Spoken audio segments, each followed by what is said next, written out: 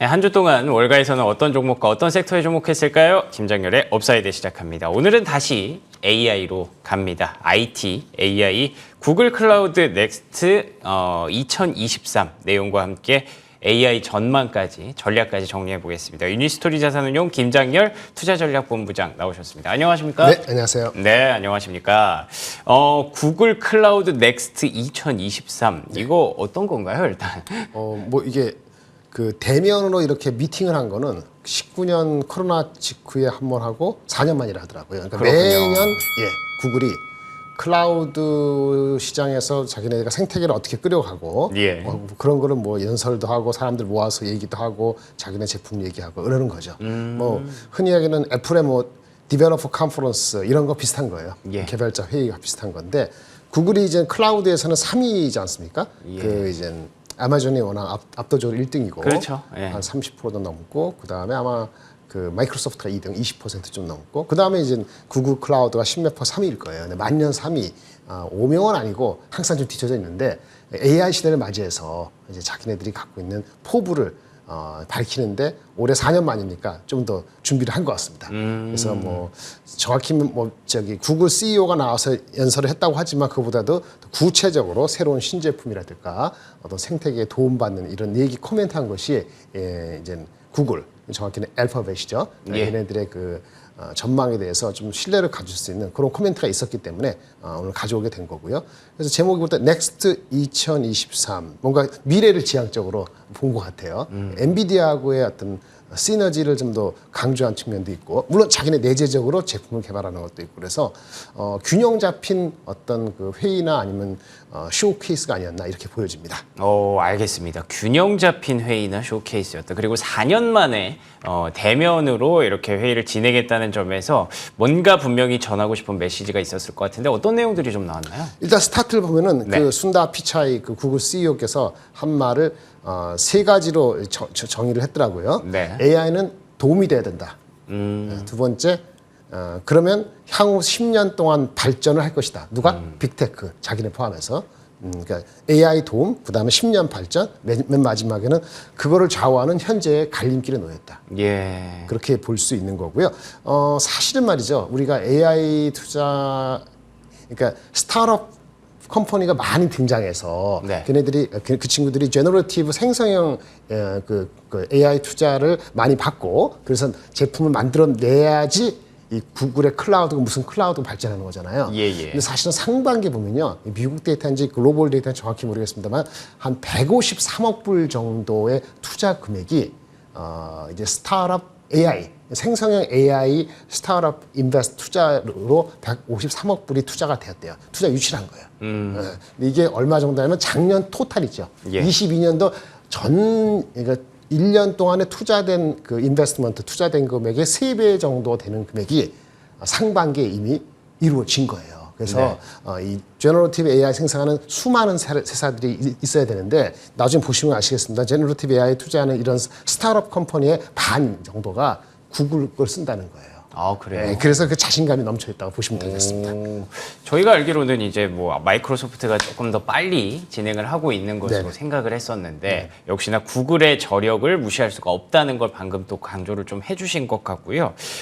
여기 좀 내용들이 좀 복잡하기는 한데 뭐 네네. TPU니 버텍스니 이런 내용들은 어떤 내용입니까? 뭐 그거는 대충 그냥 이름 되는데요. 그래요? TPU나 무슨 PU 할 때 뭐 U 나오거든요. 네. PU, 뭐 CPU, NPU 뭐 나올 때 PU는 연산 처리 장치예요. 그러니까 프로세싱 유닛이 약자가 PU거든요.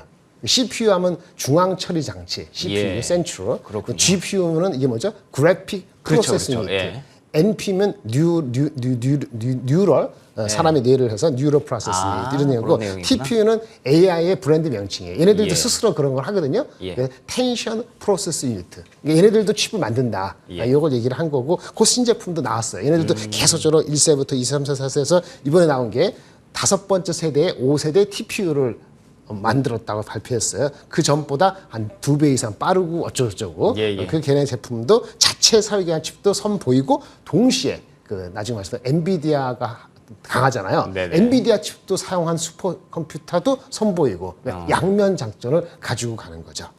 알겠습니다. 분명히 뭔가 계속 달라지는 것들이 있고 구글만의 강점들을 조금 더 어필하고 싶었던 그런 회의였던 것 같은데 말씀해 주신 대로 굉장히 많은 스타트업들이 지금 구글의 AI를 활용하고 있다는 건 저희가 어떻게 뭐 시장에서 어떻게 좀 접근을 해야 되고 또 해석을 해야 되는지 네. 포인트를 좀 잡아주시면 좋을 것 같아요. 여러 가지 막 하니까 좀 정신 없잖아요. 근데 이제 국내 증권사가 하나의 간단한 한 페이지짜리 노트로서 너무 간단히 정리해 줬어요. 그 좋습니다. 제목을 보여드리겠습니다. 예. 이 품목을 이 AI 구루의 반격. 네. 그러니까 AI의 핵심적인 거죠.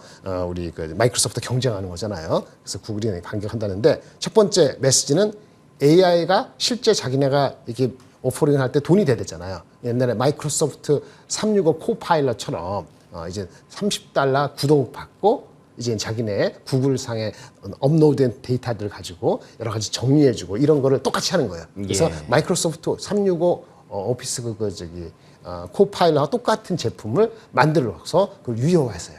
유료화. 그래서 AI 도구의 유료화를 해서 실질적으로 산업 현장에 우리 오피스에서 우리 생산성을 극대화하는데 실질적인 도움은 된다라고 이제 발표를 한 거고. 예. 그러다 보니까 당연히 그런 엔터프라이즈 생성형 AI로의 확장에 대한 개념을 좀 설명해 줬고요. 맨 마지막으로 아까 말씀드린 생성 한국말이 애매한데 제너러티브 AI 스타트업의 생태계를 이제 제대로 한번 선점하겠다. 그렇군요. 아까 그 앵커님 말씀하신 그러기 위해서 갖춰야 될 게 뭐예요? 하드웨어도 필요하거든요. 예. 자기네 5세대 또 한편의 NVIDIA 파트너십을 더 공고했다는 것을 보여줬다. 이렇게 5가지로 4가지로 요약드릴 수 있습니다. 그러니까 어떻게 보면 구글이 AI를 왜 하고 있고 앞으로 어떤 방향성으로 발전시킬지 밑그림을 미리 좀 제시해줬다라고 그렇죠. 볼 수가 있는 것 같네요. 그러면 현재 본부장님께서 보신 네네. 이 그림의 의미들이 좀 있을 거 아니에요? 네네, 그렇죠. 여기서 우리가 앞으로 어떤 포인트를 잡아가야 될지 그것도 좀 궁금한데요. 일단 그 한 가지만 말씀드리면 예. 도구한다는 것은 돈이 돼야 되는 거잖아요. 도구화한다는 것은 도구로 유료화한다는 거. 돈이 되는 거죠. 예. 도구는 있어요. 예를 들어서 보시면 이제 마이크로소프트의 오피스 있듯이 구글도 워크스페이스라는 사무용 플랫폼이 있었어요. 사무용 플랫폼이 우리는 잘 모르지만 그게 1,000만 명의 유료 고객이 있는데 네. 여기에 이제 생성형 AI를 접목시키는 거예요. 그렇겠죠. 이름을 얘네는 코파일럿이 아니고 듀엣 노래부 듀엣처럼 듀엣 AI를 이 기존의 사무용 워크스페이스라는 데 얹혀서 예. 이제는 그 유료화한 거 $30 하겠다는 거예요. 예. 이제 어떻게 반응이 되는지 되는데 요거 몇 가지 보면은 구글 드라이브에 여러 가지 데이터 파일이 있잖아요. 한 6초 만에 어떤 내용을 요약해 준다든지 6초랍니다. 파일들을. 그 다음에 또 화상회의의 툴에 기존에 있는 툴에 연결시키면은 네. 내가 만약에 여러 군데 한 5개국하고 미팅을 하잖아요. 40분 동안. 그러면 그거를 요약해주면 각 언어로 탁 번역까지 다 해주는 거예요. 순식간에. 미팅 끝나자마자. 그리고 또 요거는 제가 아직 정확히 못하는데 앱 슈트라 해갖고 간단한 명령 한다면 앱을 만들어준대요. 예를 들어서 우리가 우리 한국에 나와 있는 구글 관련되는 어떤 기사들을 뭐 30분 단위 아니면 1시간 단위로 그거를 업데이트해주는 앱이 필요하다 그러면은 그걸 만들어준대요. 와 놀라운데요. 그러니까 그런 것이 이제 결국은 워크스페이스처럼 일하는 곳, 우리 사무직 일하는 사람들이 원래 사용하는 플랫폼이 있는데 그거를 이제 생성형 AI로 접목시킨다. $30만 다오 하는 거죠. 그래서 100만 명이 일단 테스트를 했대요.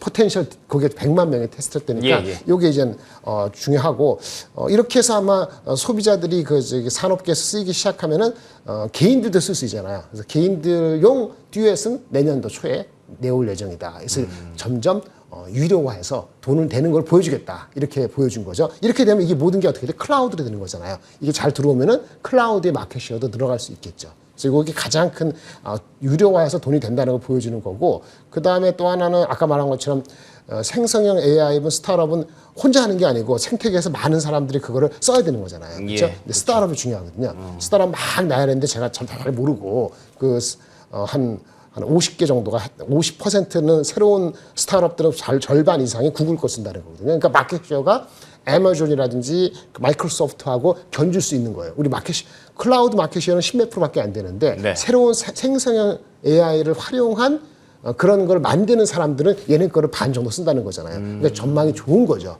그래서 구글의 이 AI 관련되는 전망도 이걸 가지고 아까 처음에 시작할 때 생성형 스타트업의 절반 이상이 구글 클라우드의 고객이다라는 것은 매우 중요한 함의를 갖고 있다고 볼 수 있는 거고 뭐 이런 얘기도 있어요. 뭐 이탈리아의 스타트업을 하는 얘기를 했는데 왜 사실 얘기는 될 수 없고 뭐 광고하는 회사인데 맞춤형 광고 컨텐츠라는데 얘네 거 쓴다든지 아니면 뭐 또 인도의 어떤 스타트업은 인도도 나라가 하나지만 여러 개 방언들이 많아서 18개 언어가 있답니다. 그러니까 미팅을 하게 되면 대화를 하려면 한꺼번에 18개가 동시에 움직여야 되는 거예요. 그 대화형 AI 플랫폼을 구글 거 쓴다는 거예요. 예. 그러한 사례들을 구체적으로 설명했기 때문에 유료화시켰다. 그다음에 스타트업 생태계가 자기네한테 오고 있다는 걸 매우 강조했다고 볼 수 있겠고 그런데 유연해요. 자기네 제품에 다 TPU 있다잖아요. 네. TPU 계산 이렇게 하는 제품 만드는데 그것만 갖고 안 되는 영향이 있단 말이에요. 영향이 가벼운 게 있고 약간 무거운 영향이 있다. 무거운 거는 라지 랭귀지 모델이라든지 슈퍼컴 같은 게 있고 가벼운 엣지단의 거는 자기네 걸로 할 수 있는 거잖아요. 그러니까 자기네 거는 5세대 TPU 그것이 4세대보다 앞서 있고 그다음에 엔비디아의 H100 그것도 사가지고 정식으로 슈퍼컴퓨터 만드는 걸 9월 달에 출시하겠다. 이런 양면성을 갖고 있는 오픈한 마음 자세가 있다는 것도 굉장히 좀 긍정적으로 볼 수 있는 거죠. 알겠습니다. 그 엔비디아와 파트너십을 체결했다는 거는 뭐 어떻게 구글이 얻을 수 있는 이익이 크다거나 뭐 좀 깎아준다거나 그런 건 아닌 거죠? 그런 게 아니죠. 예. 자기네가 강점이 좀 덜 강점인 거는 엔비디아한테 맡기겠다는 거예요. 하드웨어적인 측면. 네네네. 자기네 것도 하지만은 예. 양면을 다 한다는 거니까 상당히 이제 의미 있는 거라고 보여질 수 있고요. 네. 그다음에 이런 것들은 이제 결국 돈이 되는 거니까 이건 다른 얘기입니다만 그 소비할 때 소비자 우린 지금은 그 산업계한테 했지만 소비자한테 접근을 잘해야 된단 말이에요. 가장 중요한 게 광고 같은 거예요. 광고. 광고. 네. 근데 광고는 우리는 이제 우리 넷플릭스도 보면은 광고 나오잖아요. 이제 나오죠. 나오고 뭐 구글 뭐 나오는데 광고가 나한테 받는 광고가 있는데 요즘은 다 똑같잖아요, 그렇죠? 우리 앵커님이나 저나 다른 사람이나 광고 볼 때 중간에 끼는 광고 다 똑같잖아요. 그렇죠. 근데 원래는 그게 그랬죠. 기본 코어는 똑같더라도 네. 파생되는 여러 가지 광고의 다양성을 개인별로 할 수도 있어요. 그래야죠. 근데 그 사람이 네. 못하죠. AI가 해야 되는 거고 생성의 AI가 하는데 아직 그렇게 안 나왔어요. 예. 근데 이렇게 초개인화된 영어로는 하이퍼 퍼스널라이제이션 된 광고를 한다든지 그렇게 해서 쇼핑을 유도하는 그런 비즈니스를 하고 싶어하는 수많은 업체들이 있을 거 아니에요. 거기에 이 AI가 사용되는 거고 구글의 AI 클라우드가 사용될 수 있다라고 지금 얘기가 되고 있어서 이게 잘 되면 넷플릭스도 스타벅스도 수많은 소비재 기업들도 어떻게 초개인화를 하느냐 제너러티브 AI를 활용해서 그것이 향후에 AI 시장도 중요하고 그 다음에 그렇게 하면서 소비자가 스pen딩하고 싶은 심리를 좀 더 높일 수 있는 이것도 미국의 그 경제 탄력에 향후 한 6개월, 9개월에 매우 중요한 요인이 될 것 같아서 그것도 좀 유의 있게 보셔야 된다. 이렇게 말씀드릴 수 있겠습니다. 알겠습니다. 광고 시장에서 AI가 차지하는 역할에 대해서 앞으로 좀 더 중요해질 것 같다라고 포인트 잡아주셨고요. 그럼 뭐 결제 체계에서 AI가 많이 들어간다. 이건 어떤 내용이죠? 좀 전에 말씀드린 건데 예. 아까 지금 말씀드린 거 원래 그 미국 사람들은 왜 지금 사고 나중에 돈 내는 거잖아요. 네네. 그렇죠. 그런데 지금 사게끔 만들려면은 원래는 지금 사고 나중에 돈 낸다는 건 지금 산다는 거 뭐냐면은 좀 비싸니까. 그렇죠. 지금 내가 비싼데 많이 지금 쓰고 싶어요. 쓰고 싶으면 먼저 가져오는 거죠. 그렇죠. 돈은 나중에 내는 거잖아요. 네. 근데 이건 경제학을 내는데 스포츠웨어 우리가 갖고 싶은 게 보통 스포츠웨어 같은 거 비싸니까 지금 사고 싶죠. 돈 나중에 되고 싶죠. 원래 그렇게 쓰는 거예요. 근데 최근에는 식료품에도 그렇게 그런 패턴으로 소비가 일어나고 있다는 거죠. 아까 우리 AI는 다른 얘기인데 그렇게 되면은 이 경제가 지금 서스테이너블한 것이냐 이런 얘기가 나오고 있어요. 의외로 불안할 수 있다. 그랬어요. 퍼치스 파워가 좀 조금 약해지면 인플레가 약해지는 게 동시에 함의는 너무 빨리 약해지면 그 디플레이션 이런 되고 소비가 또 드러나는 그렇죠. 거잖아요. 지금은 인플레 낮아지긴 많아지만은 그래서 그런데 buy now, pay later의 패턴은 미국이니까 의뢰 그러니 하는데 최근에는 식료품도 일상생활도 그러한 패턴의 결제 비중이 늘어난다는 것을 어떻게 봐야 되는 것인가? 과다 이런 생각을 하는구나. 그렇죠. 그러면 미국을 주시오 연말 소비가 보통 피크가 돼야 되는데 오히려 약할 것인가 이런 걱정이 되는 게 하나 있고요. 그 증권회사에서 가져왔고 아까 말씀드린 초개인화 이렇게 하면 어떻게 되죠? 소비를 내 구매에 맞게끔 자극을 시켜야 된단 말이에요. 쇼핑도 그렇고 네이버가 나오는 하이퍼클로바에 뭐 다른 버전 나오고 아마존도 나오고 하는데 그 또 작은 스몰 업체들 넷플릭스 아까 광고도 포함해서 개인화해서 광고를 해주고 그러면 그 데이터를 가지고 계속 어필을 해주면은 이러한 퍼체싱 파워 자체는 100이 아니고 조금 낮아지더라도 예. 그게 메이크업 될 수 있거든요. 그래야지 경제가 인플레이션 둔화되는 건 좋은데 확 빠지지 않는 거거든요. 그래서 오늘 좀 마지막 말씀드릴 게 뭐냐, 이런 무슨 얘기냐. 예. 과거에도 이렇게 엄청난 성장을 드라이브한 그 근본적인 시대를 그러니까 변화시키는 발명품 혁신이 있었어요. 최근에 우리 잭슨홀 미팅에서 어떤 네. 경제학자 이런 얘기를 했어요. 거창하게 성장에 대한 구조적 제약이 있다. 안 좋은 얘기입니다. 전체 글로벌 미국 시장을 포함해서 성장에 장기적으로 구조 제약이 있다. 과거 200년 동안 우리 일생에 가장 큰 발명, 모든 사람한테 영향을 미치는 개나 소나 잘하는 사람 미치는 건 전기였다. 전기의 발명.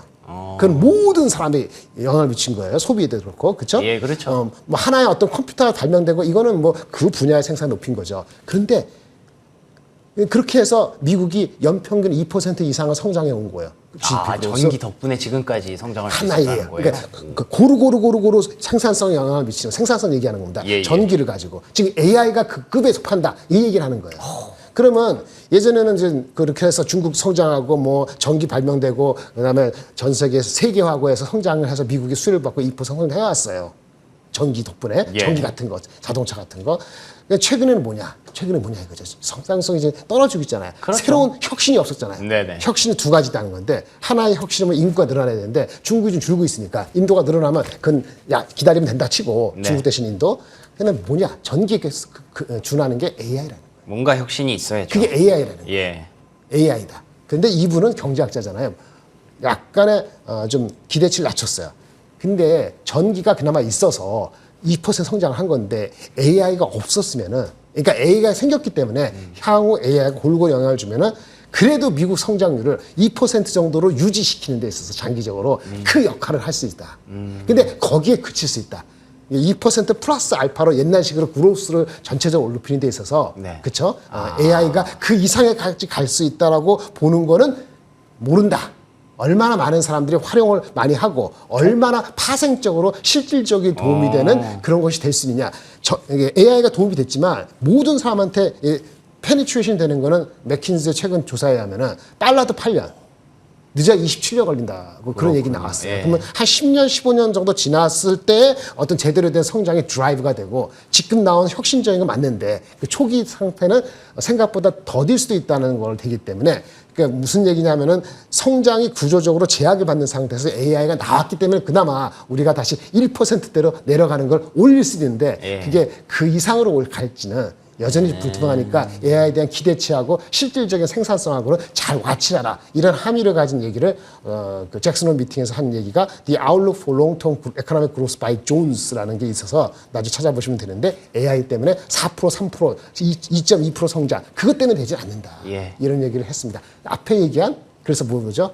구글, 마이크로소프트 같은 회사들이 경쟁을 해서 AI의 기본적인 생산성을 할 수 있는 그 기본을 한 단계 빨리 높이는 거 필요하고 그래서 응원해야 돼요. 그리고 거기에 대한 맨 마지막으로 하드웨어적으로 엔비디아, AMD 반도체가 성장하는 게 잘 되면은 좀 더 업사이드가 있겠죠. 그런 걸 균형 있게 바라봐라 이런 얘기를 드리겠습니다. 알겠습니다. AI 시대가 밝아진 것은 맞고요. 올해가 AI 원년인 건 확실한 것 같습니다. AI를 정말 뭐 전기에 비교할 정도라고 하니까요.